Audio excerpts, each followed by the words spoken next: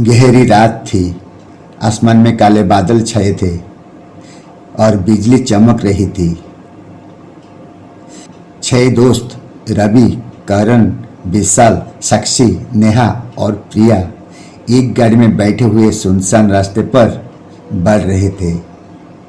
उनका लक्ष्य था चंद्रपुर हवेली, जो कई सालों से वीरान पड़ी थी।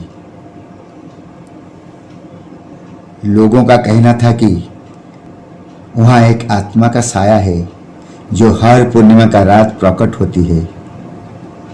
क्या हमें सच में वहाँ जाना चाहिए? प्रिया ने डरते हुए पूछा। अरे यार, ये सब बकवास है, रवि हंसते हुए बोला।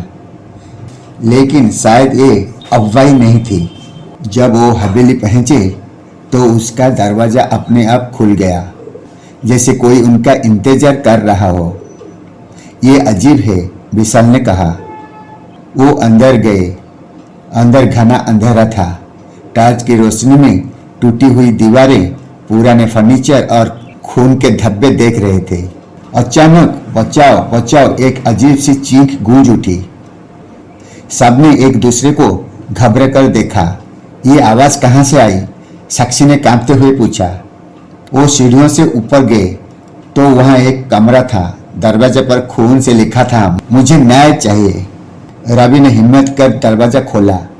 अंदर जाते ही अचानक दरवाजा जोर से बंद हो गया और कमरा कंपने लगा।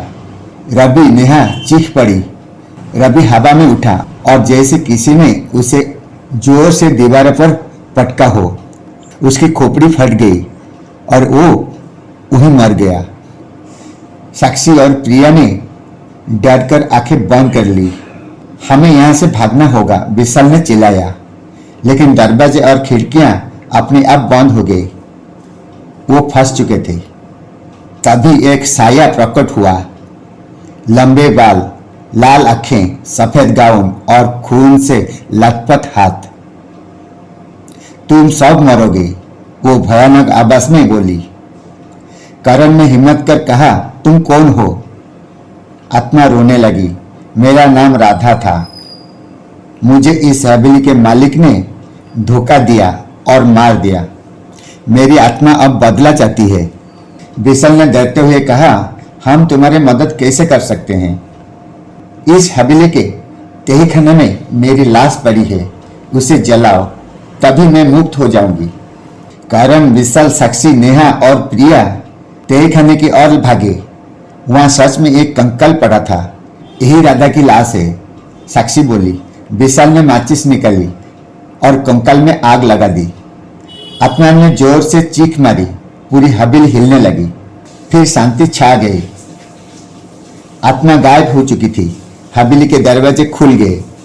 वो सब किसी तरह भागे। जब वो गांव पहुंचे तो एक बूढ़ी औरत ने उनसे पूछा, कहां से आ रहे हो? चंद्रपुर हवेली से, नेहा ने कहा। बूढ़ी औरत कांपने लगी। लेकिन वो हवेली तो 50 साल पहले ही जलकर राख हो गई थी। सबके रोंगटे खड़े हो गए। क्या वो सच में हवेली से बच निकले थे या अभी भी वहां फंसे थे? अंधेरे में कोई उनका इंतजार कर रहा था।